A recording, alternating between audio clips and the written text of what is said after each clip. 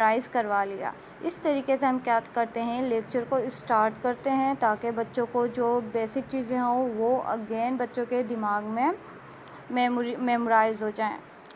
अब जो हमारे पास है कुछ यूनिट्स ऑफ लेंथ है, जो for example unit of length में क्या क्या है हमारे पास, किलोमीटर को हम की जो शॉर्ट फॉर्म होती है वो km, और हेक्टोमीटर को हम शो करवाते हैं hm से, डेकामीटर को हम DAM से शो करवाते हैं, एंड मीटर जो है वो स्मॉल m से शो करवाते हैं, एंड डेसीमीटर हमारा DM से शो होता है, सेंटीमीटर हम CM से शो करवाते हैं, and millimetre double small m से शो करवाते हैं।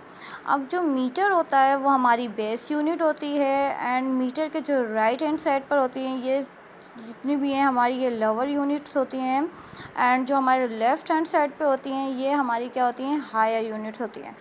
अब हमें ये पता होना चाहिए कि अगर हम हायर से लोअर की तरफ अगर हम मूव करेंगे तो हमें क्या करना होगा, मल्टीप्लाई करना होगा। अगर हम लोअर से हायर की तरफ मूव करेंगे तो हम क्या करेंगे, डिवाइड करेंगे। ठीक है, तो अब हमारे पास क्या दिया हुआ है, तो 1 किलोमीटर को हमने मीटर में कन्वर्ट करना है। तो किलोमीटर क्या है हमारा,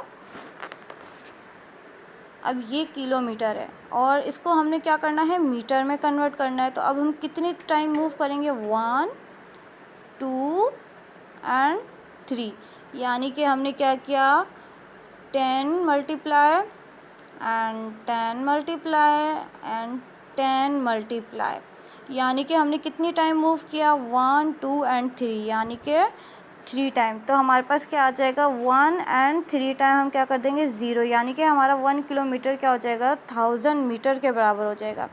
इसी तरीके से अब हमने क्या करना है, 1 हेक्टोमीटर को कन्वर्ट करना है अगेन मीटर में। तो हेक्टोमीटर है, अब हम क्या करेंगे, हेक्टोमीटर ये रही हमारे पास। अब हेक्टोमीटर को हम मूव करेंगे मीटर की तरफ, तो 1 एंड 2, 1 टाइम एंड 2 टाइम। तो यानी कि अब हमारे पास कितनी टाइम हमने मूव किया, 2 टाइम मूव किया, तो क्या हो गया हमारे पास 100 मीटर। तो अब 1 हेक्टोमीटर किसके बराबर है, 100 के बराबर है।